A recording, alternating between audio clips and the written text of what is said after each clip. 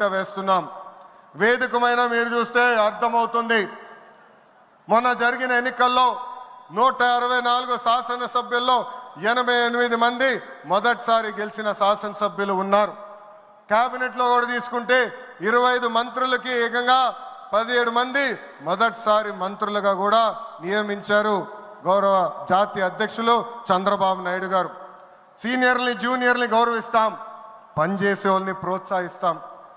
గత ప్రభుత్వంలో ఒక HSBC Franklin Templeton Amar Raja జాకీని తరిమేస్తే మన ప్రభుత్వ అధికారంలోకి వచ్చిన తర్వాత TCS, LG Electronics, NTPC, BPCL, Reliance CBG, Arcelor Mittal ఇలా అనేక పరిశ్రమలు ఆంధ్ర రాష్ట్రానికి తీసుకొచ్చాం.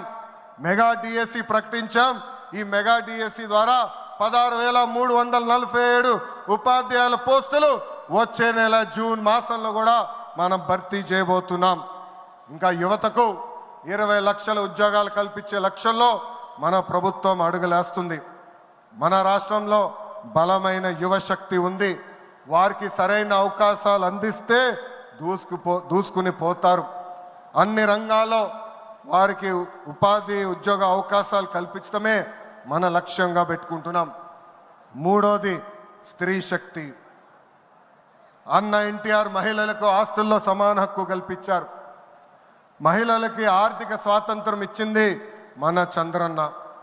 గత ప్రభుత్వంలో శాసనసభ సాక్షిగా తల్లిల్ని అవమానించారు. సొంత తల్లిని చెల్లిని మెడబట్టుకుని బయటికి గెంటేశారు. అర్థమైందా రాజా? అర్థమైందా రాజా? ఉద్యోగ ఉపాధి అవకాశాల్లో మహిళలకు రిజర్వేషన్, మహిళలకు విశ్వవిద్యాలయాలు, దీపం పథకం ఇచ్చింది తెలుగుదేశం. రానున్న రోజుల్లో మహిళల్ని మరింత బలోపేతం చేసి స్త్రీ శక్తి ద్వారా మనం కృషి చేయాలి. పార్టీ పదవుల దగ్గర నుంచి అన్ని రంగాల్లో మహిళల్ని సమానంగా బాధ్యత భద్రత కల్పించాలి. ఈరోజు నేను కొన్ని విషయాలు మీకు చెప్పాలనుకుంటున్నా. చట్టాలు శిక్షల వల్ల సమాజంలో మార్పు రాదు. సమాజంలో మార్పు రావాలంటే మన ఇంట్లో మార్పు మొదలవ్వాలి. ఇప్పుడు కూడా మనం కొన్ని పదాలు వాడతాం.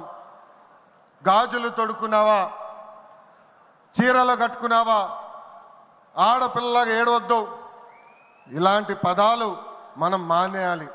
అప్పుడే మనం ఆశించిన మార్పు సమాజంలో వస్తుంది. నేను ప్రతిపక్షంలో ఉన్నప్పుడు ఆనాడు ఒక మహిళా మంత్రి నాకు చీర గాజులు పెడతానని చెప్పారు. ఆనాడే చెప్పా ఆమెకి, చీర గాజులు పంపించండి, మా అక్క చెల్లెలకు పెట్టి వాళ్ళు కాలు మొక్కి ఆశీర్వాదం తీసుకుంటానని. నాలుగోది పేదల సేవల్లో సోషల్ రీఇంజనీరింగ్. పేదరికం లేని సమాజం తెలుగుదేశం పార్టీ లక్ష్యం.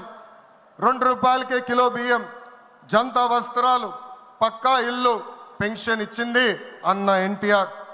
చాలని పెన్షన్ 5 రెట్లు పెంచారు. 200 రూపాయల నుంచి 1000 రూపాయలు చేశాం. ఒకే సంతకంలో 1000 రూపాయల పెన్షన్ని 2000 చేశాం. ఇప్పుడు ఏకంగా భారతదేశంలో ఏ రాష్ట్రంలో ఇవ్వని విధంగా 4000 రూపాయల పెన్షన్ మన చంద్రన్న అందిస్తున్నారు. ఇంతేకాదు డ్వాక్రా, దీపం, అన్న క్యాంటీన్ ఇచ్చింది మన చంద్రన్న. భారతదేశంలో ఏ నాయకుడు సాహసం చేయలా, కానీ మన నాయకుడు చంద్రన్న సాహసం చేసి ఎన్ని ఆర్థిక ఇబ్బందులున్నా ఇచ్చిన బాబు సూపర్ 6 హామీ నిలబెట్టుకునేందుకు ముందలికి అడుగులేస్తున్నారు. మన ప్రభుత్వ అధికారులకు వచ్చిన వెంటనే పెన్షన్ పెంచాం. మూసేసిన అన్న క్యాంటీన్లు తిరిగి ప్రారంభించాం. మెగా డిఎస్సి ఏర్పాటు చేశాం. వచ్చే నెలలో తల్లికి వందనం ఇస్తున్నాం. ఆగస్టు మాసంలో ఉచిత బస్ ప్రయాణం కూడా మన ప్రభుత్వం అందజేయబోతుంది. ఇప్పుడు ఏకంగా P4 కాన్సెప్ట్తో పేదరికం నుంచి కుటుంబాలు బయటికి తీసుకొచ్చేందుకు చేయూత అందిస్తున్నారు మన చంద్రన్న. తెలుగుదేశం పార్టీ ఆవిర్భావం తర్వాత బడుగు బలహీన వర్గాలకి ఆర్థిక రాజకీయ స్వాతంత్రం వచ్చింది. పార్టీకి పునాదిగా ఉన్న మన బీసీలకి ఏకంగా స్థానిక సంస్థల ఎన్నికల్లో 33% రిజర్వేషన్ అందించింది తెలుగుదేశం పార్టీ. అందరికీ ఆమోదంతో ఏకంగా వర్గీకరణ చేసింది కూడా తెలుగుదేశం పార్టీ. అందుకే ప్రతి వర్గానికి న్యాయం చేయాలి, సోషల్ రీఇంజనీరింగ్ చేయాలనే లక్ష్యంగా మనందరం పెట్టుకోవాల్సిన అవసరం ఉంది. ప్రస్తుత పరిస్థితుల్లో అన్ని కులాలకు సామాజిక సమన్వయం కూడా అవసరం ఉంది. 5వది అన్నదాతకు అండగా. రైతులు లేకపోతే సమాజమే లేదు. ఈ సిద్ధాంతం బలంగా నమ్మే పార్టీ తెలుగుదేశం పార్టీ. అన్న ఎన్టీఆర్ గారి దగ్గర నుంచి మన చంద్రన్న వరకు రైతుల జీవితాలు మార్చేందుకు కృషి చేశారు. డ్రిప్ ఇరిగేషన్ దగ్గర నుంచి ఇరిగేషన్ ప్రాజెక్టుల వరకు, సబ్సిడీ హార్టికల్చర్ వరకు ప్రోత్సహించింది తెలుగుదేశం.